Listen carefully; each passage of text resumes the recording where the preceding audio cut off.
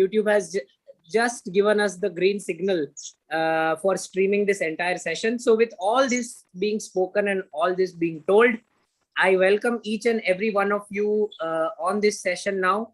And Sachin bhai, as we predicted, again, more than 200 guys logged in already. So you can please start the session. Yeah, Jay, I need to share my screen. Yeah. I'll give you the permissions to share screen. And yeah, so you have the screen sharing permission and please start.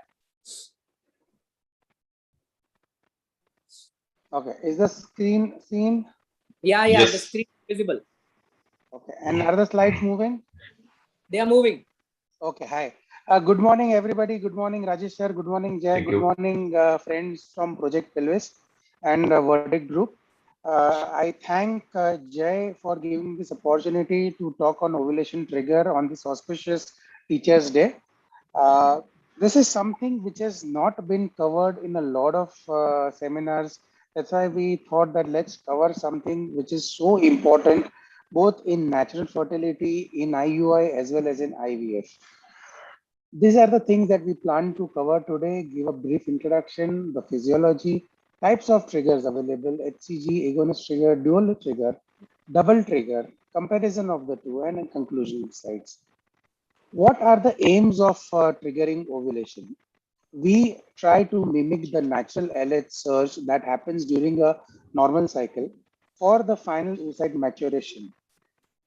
Another thing is to obtain optimal number of mature oocytes for fertilization and to provide a luteal phase support. How do we assess the quality of the trigger? It should be effective, giving a high mature oocyte yield and best clinical pregnancy rates and live birth rates. It should be very safe, very low or almost no OHSS risk. More importantly, there should not be any risk to the fetus. It should be patient friendly with convenience and not very expensive. Now, looking at the natural LH surge, what happens is that around the 14th to 15th day of the cycle, the LH begins to rise and the mean duration is around 4 days. It is characterized by a 10-fold increase in the LH level from the baseline levels. This is induced by estrogen action on pituitary and the hypothalamus. The estrogen GnRH pulses from the hypothalamus stimulate the LH from the pituitary. This binds to the LH receptors on the granulosa cells present on the ovarian follicles. This induces oocyte maturation and in due course causes an ovulation. What normally happens, as we see from this diagram, the LH is released in low amplitude, high frequency pulses, which towards the time of LH surge, the frequency becomes lower, but the amplitude becomes higher. The estrogen rise causes a rise in the LH to happen. The surge happens around the ovulation date, followed by ovulation and a gradual reduction in the LH levels. This is one photo which I feel all the practicing clinicians, IVF specialists, and general gynecologists should have a grasp upon. As we see, the ovarian cycle starts with the primordial follicles which are present in the oocyte, in the ovary. This go on forming from primordial follicles to primary follicles to secondary follicle, a mature graphical follicle, and finally ovulation occurs, after which corpus luteum is formed. The FSH, LH, estrogen, and progesterone interplay can be summarized in this one photo, where the FSH levels are low. They begin to rise gradually before ovulation. At the same time, the estrogen begins to rise, causing a surge in LH. LH begins to go down and progesterone begins to increase. Now, when we see the various time frames in a natural LH surge in a natural cycle, this lasts for 36 to 48 hours. When we give a GnRH agonist, the duration is only around 18 to 20 hours. But in case of Hcg, the duration lasts for as long as 6 days. Now, this is one slide which is very important.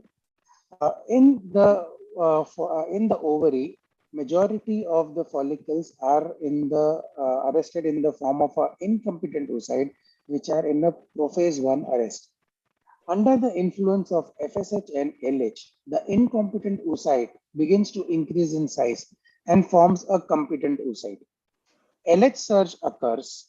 LH works on the granulosa cells, and there is a induction of the meiosis factor, which causes a conversion from the competent oocyte to a germinal vesicle, and finally a metaphase to oocyte is formed after the extrusion of the first polar body.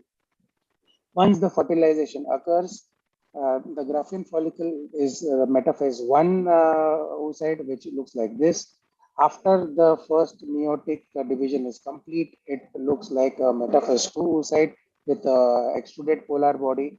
And after fertilization, a blastocyst is formed after 5 days. So in short, LH acts upon the dominant follicle, luteinization occurs after ovulation occurs, and corpus luteum is formed. When we look at the challenges that are there for us in IVF versus natural cycle, in IVF, basically due to multifollicular development, there is extremely high supraphysiological follicular and luteal phase steroid levels. There is altered hypothalamic response due to the use of GnRH analogs, low level of endogenous gonadotropins during the luteal phase. I'll be talking about that. And if we are using HCG, there is always a risk of OHSS, especially in multiple pregnancy. Looking at the key factors in the success of a trigger, the timing of the oocyte retrieval is very important. What agent we are using for triggering is important. And the pre-ovulatory follicle to mature oocyte ratio is the most important. Types of trigger in clinical practice, HCG, as we all know, urinary HCG has been used since time immemorial. Doses are 5,000 to 10,000 international units. Recently, we've started using recombinant HCG. Another molecule that is used is Gnrh Agonist, three from them being leuprolide acetate, triptorelin, and buzerlin. Looking at HCG, it is a glycoprotein with a dimeric structure. The alpha unit is shared with the FSH, LH, and TSH, and beta unit is unique. It stimulates the LH receptor due to similar molecular structure. Administration of HCG causes granulosa cell luteinization, the switch from estrogen to progesterone synthesis, resumption of meiosis, as I previously mentioned, oocyte maturation occurs, and subsequent follicular rupture.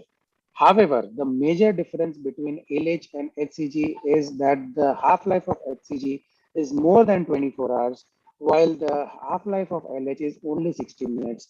Thereby, there is a potential OHSS risk with HCG administration, especially during IVF and if the patient conceives. Looking at urinary HCG, it is obtained from urine of pregnant women. It's an uncontrolled source. The purity is lacking. And many times we see that there is a batch to batch variation, especially if the manufacturing facilities are not to the mark. While the recombinant HCG is derived from genetically engineered Chinese hamster ovary cells by DNA process, it is purified by repeated chromatographic steps, thereby ensuring a good batch-to-batch variability and a standard response to treatment. And it is suitable for subcutaneous injection, and the patient can self-administer the recombinant HCG. Looking at the effectiveness of Hcg trigger, this was a trial which found that the number of retrieved oocytes are higher in recombinant Hcg group. Also, the number of M2 oocytes with mature cytoplasm are higher in the recombinant Hcg group versus the urinary Hcg group. When we look at the recombinant Hcg group, the ongoing pregnancy rates versus live and the live birth rates between the recombinant Hcg and urinary Hcg, it is the same. The Cochrane also says that there is no evidence in difference between recombinant HCG and urinary HCG, or between recombinant LH and urinary HCG in rates of live birth rate and ongoing pregnancy rates. However, recombinant HCG is associated with an increased number of retrieved oocytes and a reduction in the incidence of local site reactions and other minor effects. There is no difference between the two regarding the ongoing or the live birth rate, the clinical pregnancy rate, the miscarriage rate, and the incidence of OHSS.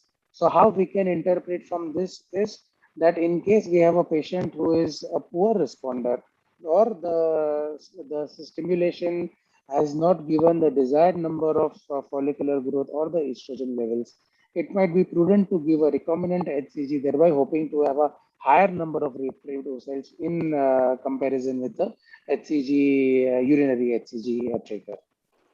GnRH agonist is a synthetic peptide similar to the hypothalamic GnRH. It acts on the GnRH receptor to cause the release of FSH and LH. There is an initial flare response followed by a prolonged pituitary downregulation. The thing to note is that when we give a GnRH agonist in an antagonist cycle, the antagonist, which is attached to the receptor, gets displaced. GnRH agonist gets attached to that receptor. There is a flare-up of gonadotropins, both FSH and LH, and subsequently oocyte maturation occurs and ovulation occurs. Gnrh trigger, however, can only be used in an antagonist cycle. It cannot be used in a long agonist cycle, which was used during stimulation. Comparison between the two, the number of oocytes, the mature oocytes, and the M2 oocytes are almost the same in both the arms. Looking at the live birth rate comparison, it is the same between HCG and the GnRH agonist. However, the most important advantage is in terms of reducing the OHSS incidence when a agonist trigger is given.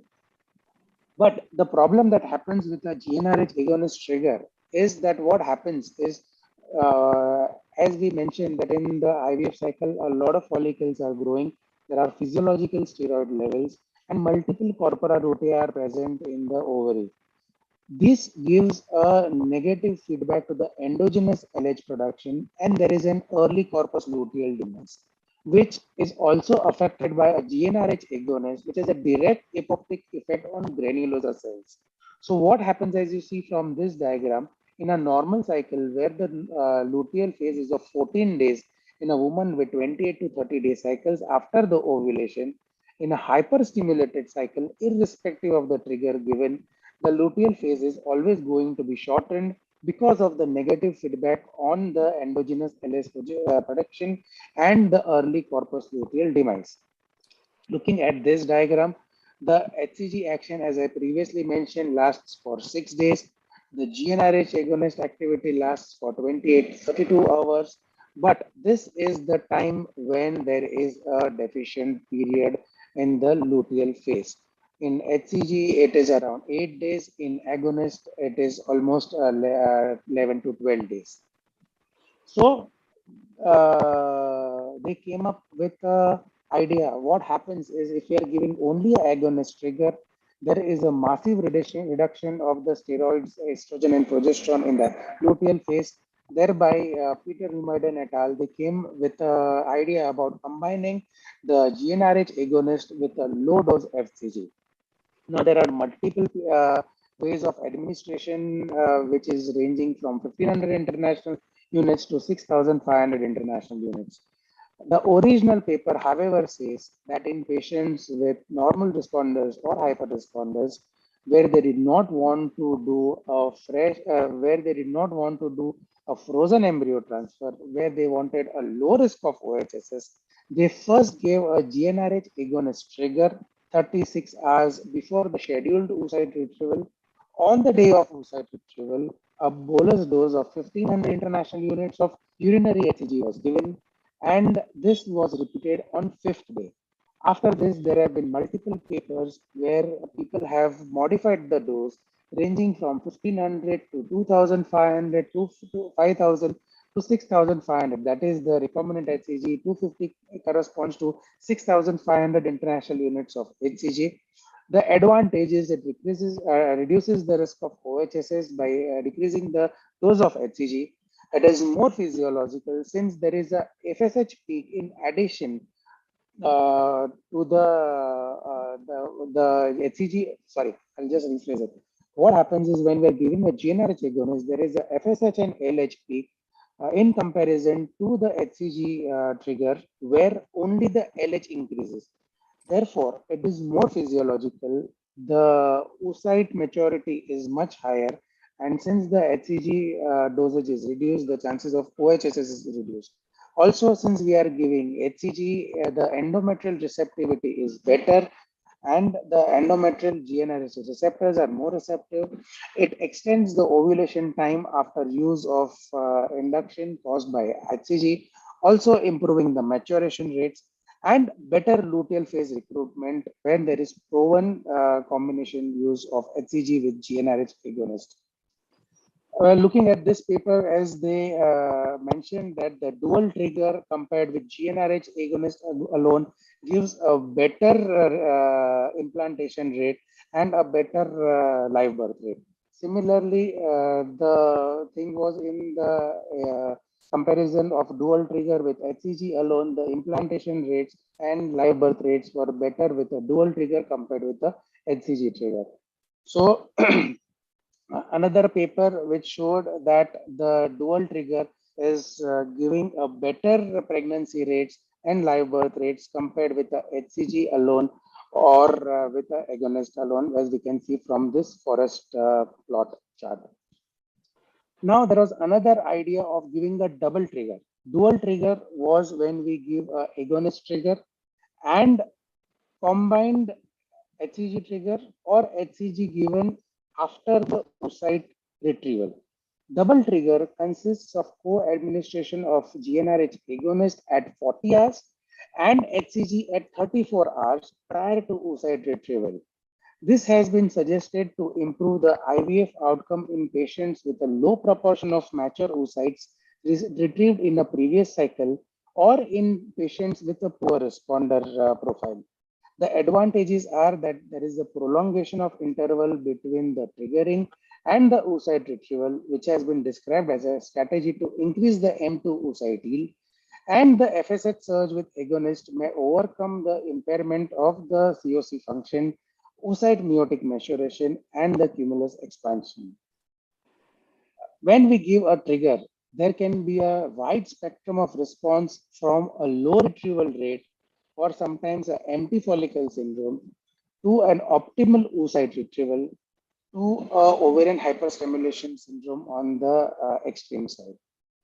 We will not be talking about the OHSs because that's a topic in itself.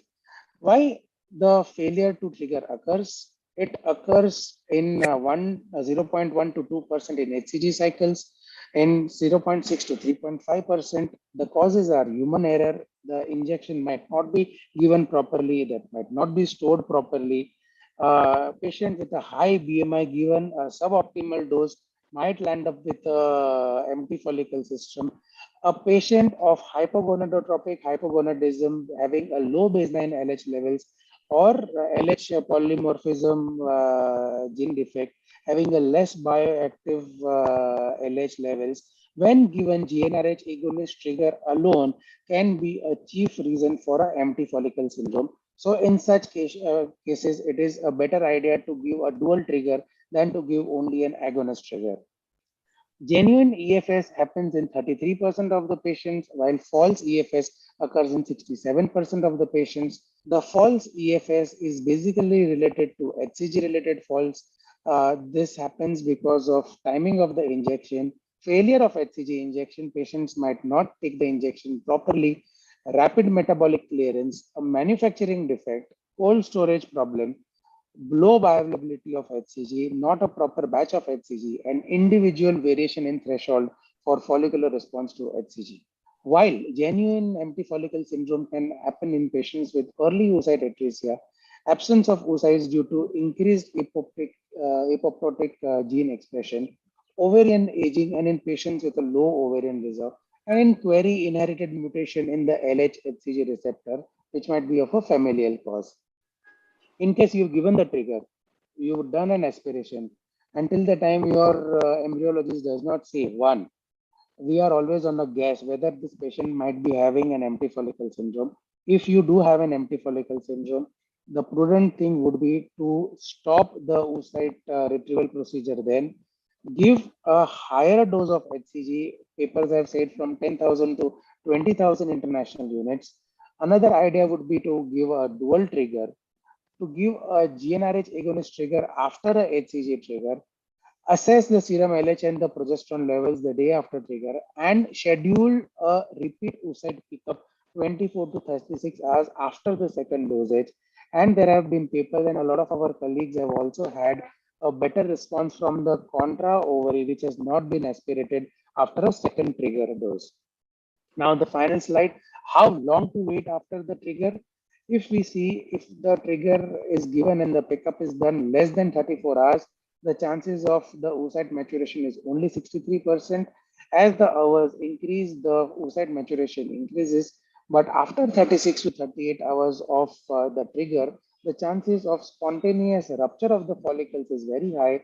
So a majority of us normally do a pickup between 34 to 35 hours of the trigger and find that we get a good M2 output rate. Looking at the trigger practices at our center, if it is a poor or a normal responder, I prefer giving just a single shot of urinary Hcg and doing a fresh ET with a standard luteal phase support. If the number of retrieved follicles is more than 15, then we straight away go ahead with a freeze-all strategy. For patients who are hyper responder, if the number of follicles are more than 15, there is no thinking about doing a fresh transfer. It is always a freeze-all transfer after giving a lupride depot, where we will not be giving a HCG trigger. For donors, we have now completely shifted to the PPOS, a progesterone primed ovarian stimulation model, where the patient only receives the gonadotropin. The donor gets 2 ml of lupride trigger or 2 mg of lupride trigger, and the oocyte retrieval is done. In case the number of retrieved follicles, or in the case that the number of follicles growing are not more than 15, then we give urinary HCG 1500 after the pickup, and consider doing a fresh ET with a modified luteal phase support by adding the estrogen and progesterone. And if there is a slightest risk of OHSS, then the best thing is to do a freeze-all. Thank you so much for a patient hearing. Koradiya sir, once since this has finished, I want to unmute Dr. Koradiya. Just 1 minute. Dr. Koradiya, please unmute yourself.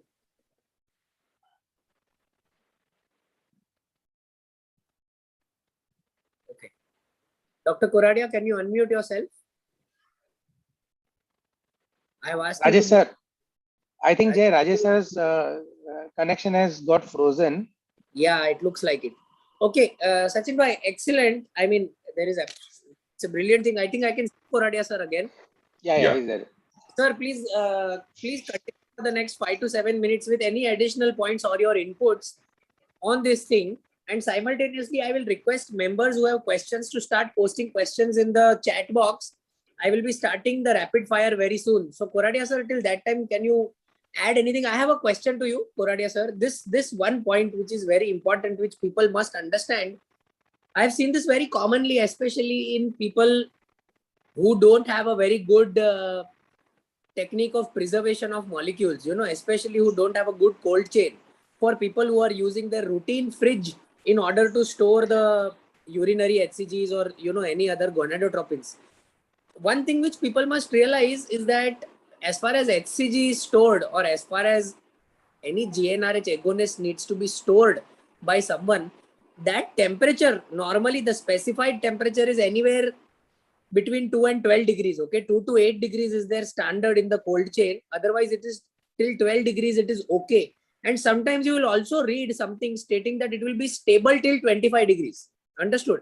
So one thing which people must realize who are storing it in their routine, the routine fridge, the routine Hitachi or Toshiba and all these fridge, that's where you are storing it is very, very important. Lot of times I've seen people who store it in that compartment which opens, here, where it is very easy for them to pick up and, give it to the nurses and all these things. And that is something which affects the cold chain the maximum. If you ask my opinion, that is something which affects the cold chain the maximum, because the nurse will also put her tiffin there. There will be milk also kept for patients there. Some ice cream will also be kept, and simultaneously HCG and all these things will also be kept. So for people who are really interested in order to reduce all these things down, please note and please see to it that you have a very good cold chain in your own setup. Okay. A routine fridge should be okay, but maintenance of that with the temperature logging is something which I think is extremely important. This was just my input. Koradiya sir, you can go ahead and comment on anything. Okay, thank you so much. Sachin, thank you. It was an excellent, very precise and concise way of, describing the triggers. Yes. Uh, Certain questions must be covered because if we leave it uncovered, then definitely we are not going to justify the audience curiosity. So I think let us wait for what questions are coming from the audience, and Okay, then what? I will Fine. summarize later on if anything is left. I think Okay, that fine. will Fine. save a lot of time. We will start with the rapid fire then. We've already had a good number of questions coming in. So the first question is to Dr. Koradiya, how to prevent premature LH surge for a patient in Clomid or Letrozole only cycle? Okay, so the life is very simple when we are using Clomid, because the Clomid binds with the estrogen receptor at the pituitary level and hypothalamic level. So the pituitary and hypothalamus does not realize the rise in the estrogen level. So it is absolutely blind towards the rising level of the estrogen. So there is no, the pituitary keep thinking that there is no estrogen level, so keep bombarding FSH. And it has been noticed that this binding of clomiphene remains for 4 to 5 days even after stopping the pills. So once you are using clomiphene, next 4 days you should not worry about the LS surge. Although with the clomiphene, the FSH and LH levels are higher than the basal level, which is normally natural cycle. But these are the static level. There is no surge. So definitely it is a safe game as far as the LS surge is concerned. And that's the reason in oil milder protocol, I always prefer to combine, use clomiphene so that I'm not worried much about the LS surge. It's one of the important strategy of prevention of the LS surge. So that is one thing. Now, as far as the letrozole is concerned, definitely I have to consider it, especially when there is a multifollicular development for the prevention of the LS surge. So if there is a multifollicular development and I'm doing IUI cycle, then I might think of adding last 1 or 2 days antagonist, maybe half dose daily, but nothing beyond that. It is not done commonly. Rather than I always look at the sonographic criteria, perifollicular vascularity and PSV and other things, and then I try to manipulate with the trigger, because then if I start using antagonist in all control ovarian stimulation, time intercourse, and IUI cycle, then cost definitely increases without substantially increasing the success rate. So, but then it is better to use non-invasive method of monitoring and try to give a trigger in a timely fashion. Yeah. Can I just add to that? Yeah, please. Another way of preventing a LH surge is to give a judicious stimulation during the IVF cycle. We so many times see that the patients are given 450 and 600 international units of FSH or HMG. This in turn causes a high amount of E2 levels happening inside the ovarian cortex and the bloodstream, which in turn causes a premature LH surge. So there has to be a judicious stimulation for IVF. What say, Yeah. Rajesh sir? Yes, absolutely. I think that's very important. The second question is, can we use a Gnrh agonist trigger in IUI cycle? Sachin, the question is to you.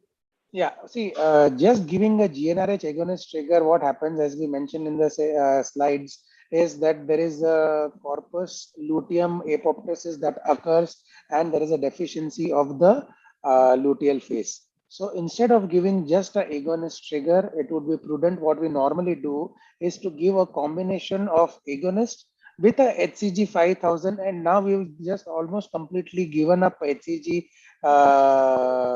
urinary HCG trigger and shifted to recombinant HCG. Bharat Serum RUCOG is very economic. So give a combination of RHCG and Lupride 1 mg as a trigger in IUI cycles. Principally, I agree with the Dr. Sachin that what happens? The first question: agonist trigger can be used in IVF cycle. Yes, it can be used in IVF cycle. But then, what is the advantage of using agonist trigger? Because earlier we thought that after agonist trigger, the maturity rate is increased, fertilization is increased. But then a lot of later on study came, and they have clearly shown that there is no much difference in the maturity and fertilization rate. On the contrary, if you are using agonist trigger, you tend to get more M2. Agreed, little marginal more M2. But this is not the case in IVF cycle. This is IUI cycle. So we have a very study says that it reduces the top quality blastocyst generation rate if you use agonist trigger as a routinely. So it is always a strategy to combine agonist with SCG, as Sachin said. It is prudent because then you get the best of both. The agonist is more like physiological trigger, and SCG adds into the value because the working pattern of both the trigger is different. In agonist trigger, it is through LH surge, and LH receptor, although they occupy the same receptor, their mode of function is different. It acts through a different pathway, AKT pathway, and in SCG it is through cyclic AMP pathway. The AKT pathway is important for the cumulus, expansion, and cyclic AMP pathway is important for the communication between oocyte and cumulus. So both are important. So if you can use agonist, dual trigger, that is the best thing. I think that you should not think twice before using dual trigger. And to use agonist trigger, there are some people when there is a hyper response, there are more than 4 or 5 follicle, then they tend to use only agonist trigger. If you are doing this, then you should always add back SCG, small dose of SCG within 72 hours of the first trigger. That is how you can, have the best of both. Now coming to our SCG, which is Sachin's favorite choice, because according to his opinion, he believes in our SCG. I do not agree totally with that. If you have a good batch of urinary SCG, why to increase the cost on SCG? Because urinary SCG 5000 is costing 160 rupees, whereas this is costing somewhere around 700. Am I right?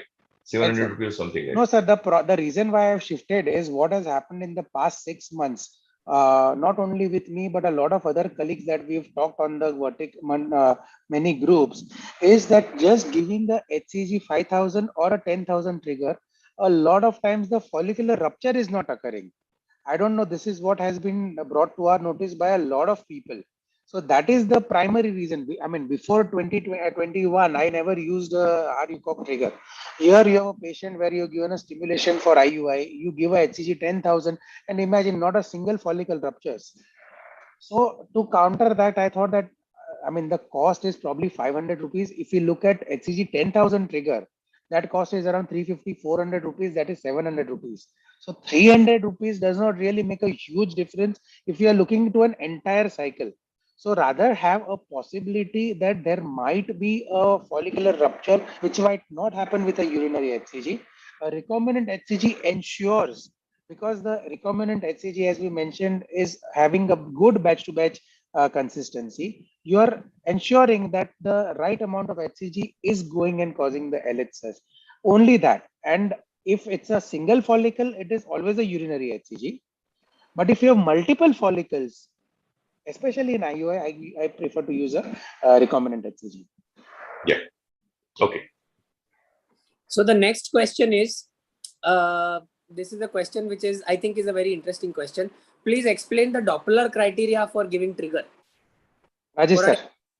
Yeah. So basically, when we want to do trigger, we have to make sure that the oocyte which is present in that follicle is mature. Now, without removing the oocyte, how can we know? So it has been proved that the follicle which is highly vascular normally that follicle is harboring good quality M2 euploid oocyte. So, and it is linearly correlated. The follicle which has got poor vascularity, it is not harboring mature oocyte. So this is a very good non-invasive way of deciding. So how to judge the vascularity? Now, if we want to just broadly and rapidly want to decide, then just focus on a perifollicular vascularity. If the vascularity is covering more than 3/4 of the follicle, but you have to keep that PRF around 3. Zero, Then 3 PRF of your machine, ultrasound machine. 0.3 hertz. Yeah, 0 point. Then you can judge this very well. So one is vascularity. Still, if you want to go in a more precise way, then you should look at the PSV. Now, PSV, it has been suggested that when PSV is more than 10, it is suggested that the follicle is the harboring M2 oocyte.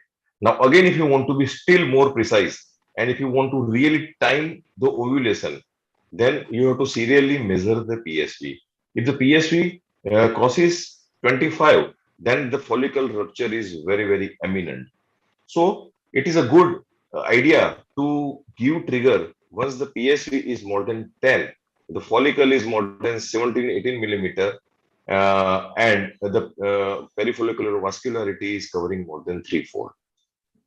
I'll ask one question. There are other criteria also, like seeing cumulus and then some separation of the margin. But really, I don't think it is well appreciated in most of the Routine time. scans. Yeah, in routine Yeah. scans, it will not be well appreciated. Hmm. Second, as a question, sir, how do we measure the PSV? That is something which people commonly ask. So as I said, PRF has to be 0.3, and then you have to put a smallest color box on the periphery of the follicle, and then look at the vascularity. It should be not on the it should be on the inner side of the follicle margin, not the outer margin of the follicle, which is near to the serosa of the ovary. So and then you have to measure. You have to on the power Doppler, and then measure. Yeah, just one small Jay, just this thing. Rajesh sir and Jay, can you put a small video of how to measure the PSV in all our groups so that can help the people? I'll do that tomorrow. So one video from Jay, one video from Rajesh sir, right from the basics. Means what happens? Many times, what happens? Why we are disheartened many times? If we see the good vascularity, and if we put a color box, power Doppler box, and then start pulse Doppler, normally many times we don't get that wave. So we have to manipulate, and we have to see at the different site, and we have to see that at one side we will get the flow. So that you have to. It's not like that. You put the box and you on the power Doppler, and that you get the flow. You have to manipulate. You have to search for the flow and get the vascular area on the periphery. It's very simple to understand this concept which Dr. Koradiya said. See, remember, follicle is a 3D. So follicle is something like this, right? When you are putting a 2D probe, your probe is going through only one angle. So exactly what he said is important. You need to manipulate your probe through that follicle itself, because you don't know how that single blood vessel has entered through that follicle. That is very important for people to understand. And that is one of the biggest reasons why people falsely report a wrong reporting. Understanding? So that is just one thing which is important. The second thing, of course, we'll put a video tomorrow. PRF is important to be less than 0.3.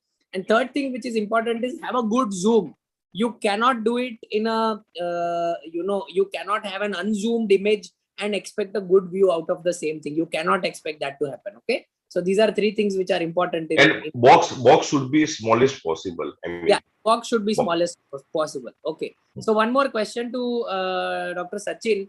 What should be given for luteal phase support after giving only Lupride 1 mg as trigger in IUI cycle? We already mentioned that. Yeah, correct. So what is your opinion, Koradiya sir, what is your opinion on Hcg 7500 for natural cycle or IUI triggers? And now we'll ask the answers to be restricted to 1 to 2 lines. Okay. Okay, fine.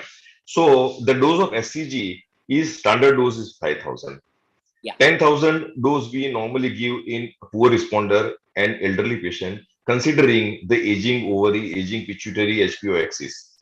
Now, if you want to manipulate the dose, it is required only in 2 cases where the BMI is different. If BMI is more than 330, then higher dose of SCG is required. That is one thing. Second, if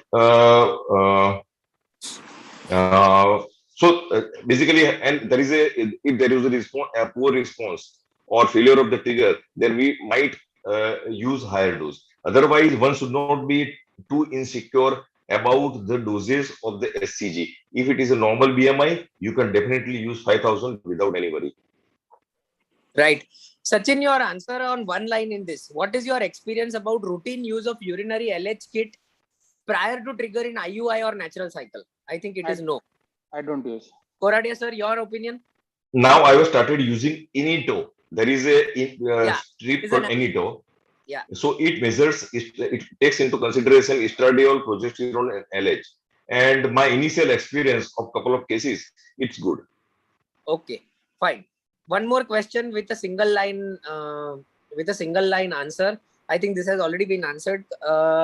If a depot has been given for down regulation in a previous cycle, in a normal responder case, can we give dual trigger if it is 3 weeks post depot injection? And will agonist trigger work here?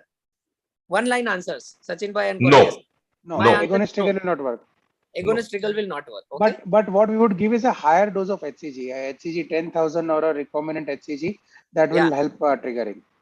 When to repeat estrogen and progesterone level after egg pickup, Sachin bhai? I never do. In fact, I've never done it after an egg pickup. No, I don't. Do. Fine. In one webinar from an expert speaker, somebody heard that giving 150 unit of FSH plus HCG as trigger instead of giving GnRH agonist trigger. Can somebody please explain this? Yeah. Sir, you want to take it? Yeah, you take. Okay. What happens is, as I mentioned during the course of the presentation, the agonist trigger causes a FSH and LH rise to occur, while just a HCG trigger causes only a LH rise to occur. So what somebody came and thought that, how about supplementing a 150 international units of FSH along with the HCG trigger, and they found that the oocyte maturation rate was much higher with HCG plus FSH trigger. So no harm trying that, but the cost increases. So probably a dual trigger will work the same. Now can I add something? Can I add something? Please. See, this is one paper which suggested to mimic the agonist trigger, just add FSH. Now there are a couple of papers which has clearly said that there is no marginal difference in maturity. It's nothing great. Agonist does anything great, which is not done by the SCG. So, and second thing, the primary role of agonist, there is a simultaneous FSH and LSH following agonist trigger. So, the role of FSH in agonist trigger is two. One, it increases the LH receptor on the follicle, granules of cells, so that later on the effect of LH is better as far as the meiotic transformation and maintenance of the corpus luteum, whatever is concerned, progesterone initially. So that is one action. And second thing, it expands. There is an expansion of the cumulus. So these are the only two actions. But later on, somebody said that in hyperstimulated cycle, already at the end of the follicular phase stimulation, already the serum FSH level is high, and this is enough to induce the LH receptors on the granular cells. So that effect is actually unwarranted. It is not needed. So now what is left is the expansion of the cumulus cell. So which is not remarkably. So I would recommend that agonist trigger should be restricted to a cancer patient or a donor, or when there is a very high chances of OHSS. Rest all places use either SCG trigger or dual trigger. Agreed. That's a very important point, okay, Very for good. all people to understand. Fine. Can ovarian stimulation be done for egg freezing with Mirena in situ for a patient who has adenomyosis, Mirena inserted 6 months back? Yes, no? Yes. No experience. So the answer to that will be yes, but I just want to tell one thing. When you are doing egg freezing for adenomyosis, okay, I have had some experience of doing this, so I'll just share it with people. Trust me, you are going to have good amount of endometriosis along with this. If it is an adenomyosis for which you have had to keep a Mirena in situ, that means the patient's pain quotient is extremely high. Okay, you have not kept Mirena for bleeding in this patient. You have kept Mirena because the patient is having severe pain. Patient is over smart and not willing for surgery. Understood? And that is the reason why you have kept a Mirena, so that she goes into amenorrhea, due to which her pain, dysmenorrhea, goes down. In these situations, you can expect two things, rather three things. One, there will be adenomyosis, there will be endometriosis in the ovary. Second, these patients will have low AMH. And third, these patients will have very poor quality of oocytes. Okay, these three things we have experienced in these patients. So anybody who wants to experiment like this, my humble request to everyone is that please operate these patients. You know, I think there is a huge misconception. I don't know I should be speaking about this or not in this session, but there is a huge misconception in people's mind as far as endometriosis is concerned, especially deep endometriosis. People think that IVF is a cure for everything, and people must understand this very categorically, that whenever there is a deep endometriotic nodule, no matter what you do, oocyte quality is poor till you take that nodule out. Okay, so that is just one line. Of course, we'll discuss that later, but that is just my experience on adenomyosis. Maybe Koradiya sir or Sachin sir can add their inputs, but this is something which is very commonly seen. Okay, fine.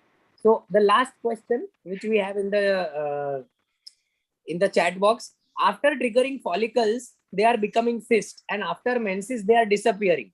Are they empty follicles? My answer to that is no. No. Okay. Right. So let me just see if there are any further questions in the chat box which we have missed out.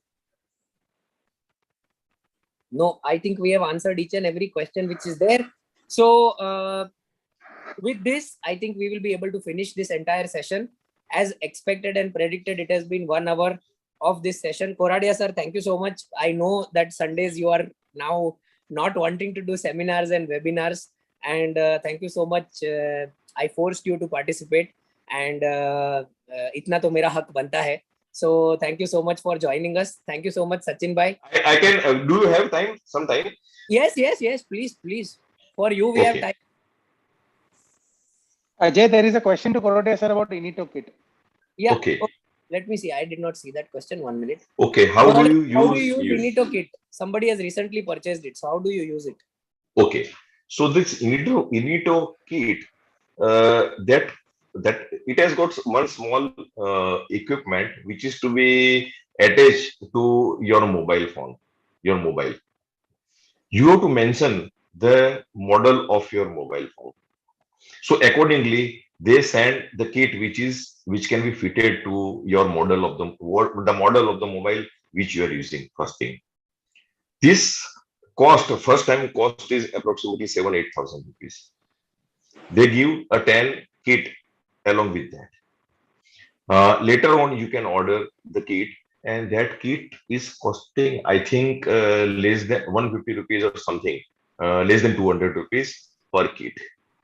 Now, it is cumbersome in a way that you can use this kit. You have to enter the whole data of the patient, like LMP, regularity of the cycle, last cycle kab aayi thi, when she is expecting next cycle, what is the cause of the infertility, everything, all the data you have to enter.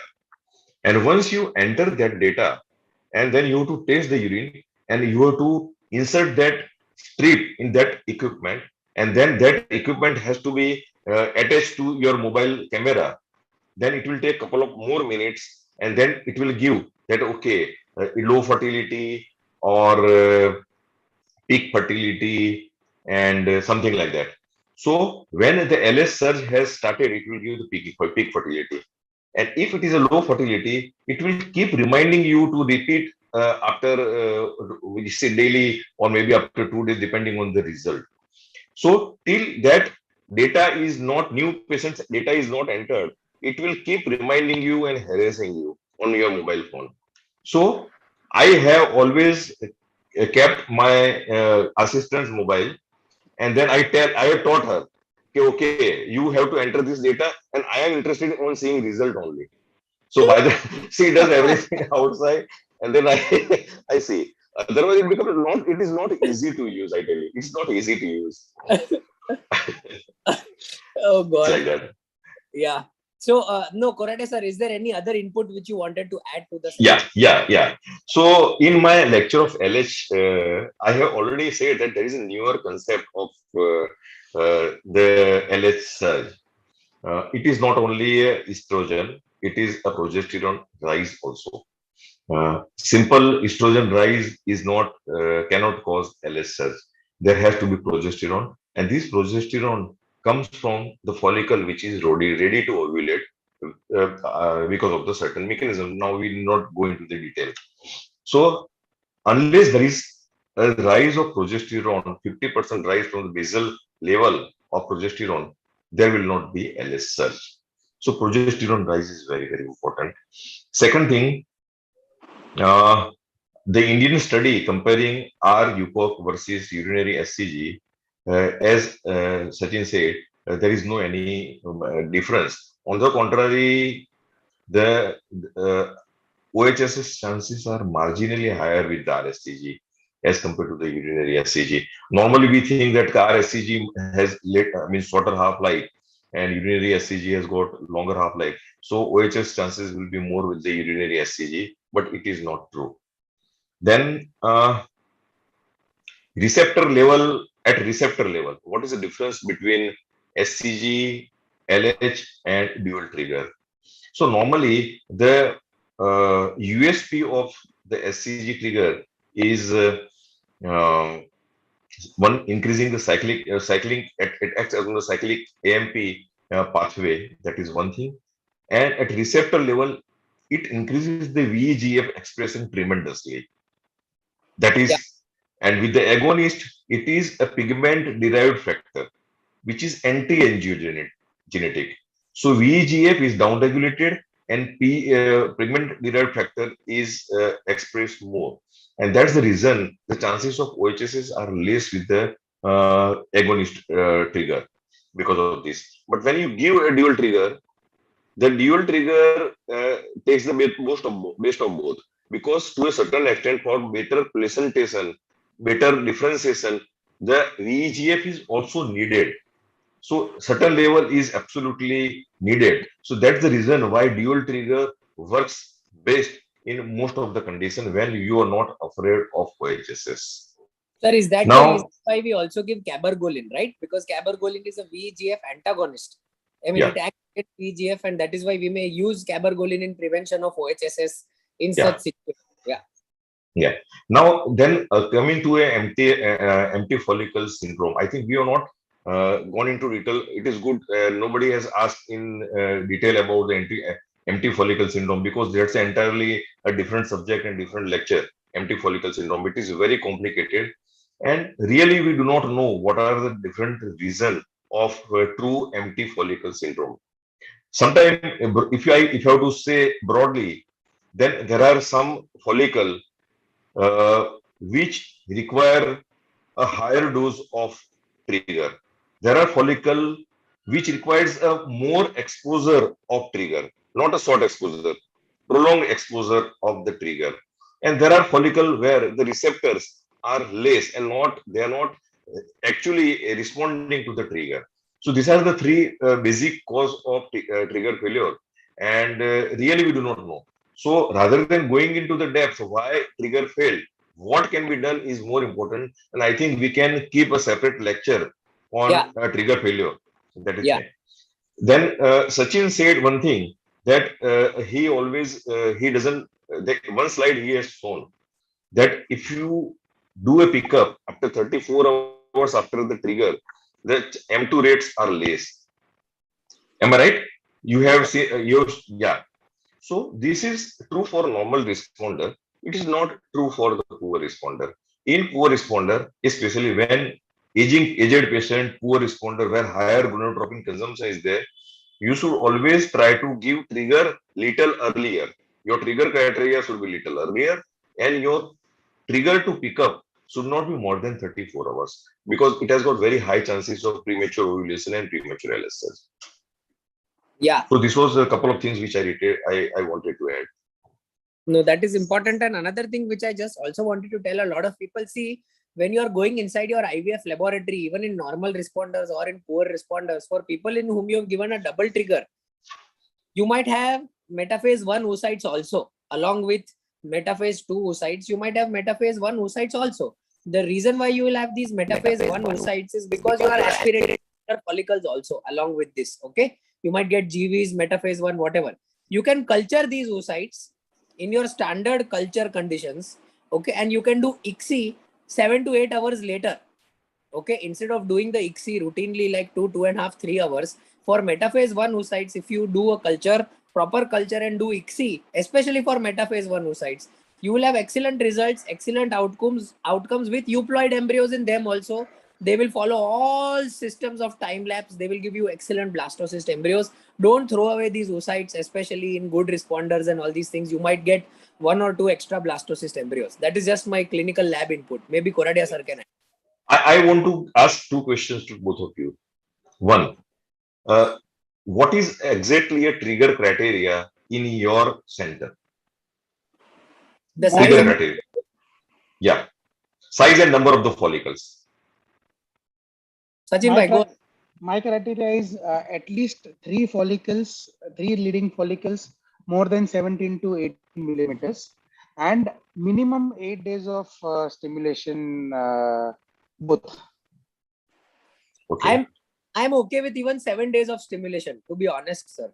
I don't like to go for 8 days and follow that as a guideline, because I think sometimes when we give that additional 1 day of stimulation, no, we reduce the oocyte yield, you know, especially with that extra day, especially with our trigger. Let's assume something is 17 millimeter. On the day of pickup, it becomes 20 millimeters. So if we are waiting for that additional day, I believe we get a little bit of post maturity and reduced blastocyst conversion rate. So I am okay even if 7 days of stimulation is there. Otherwise, the criteria is 17 to 18 millimeter in the single largest plane. I don't look at 2 or 3 planes and all these things. Single largest plane, 17 to 18 millimeters. And then we go ahead and give the trigger. I agree with Jay. Sachin, I think the duration of the stimulation is not that important in IVF cycle because it has been noticed that once you reach the trigger criteria, and if you wait for one more day, it substantially reduces the, as Jay has mentioned, it substantially reduces the maturation and fertilization rate of the oocytes. Yeah. So we have to consider this. And trigger criteria is absolutely in my center, the trigger criteria, at least 3 follicle of 17 millimeter, and majority of the follicles should be more than 15 millimeter. And that's a reasonable criteria. According to the Cochrane, the majority of the follicles should be between 16 to 22 millimeter of the size. That's a Cochrane recommendation of trigger criteria. So that was one question.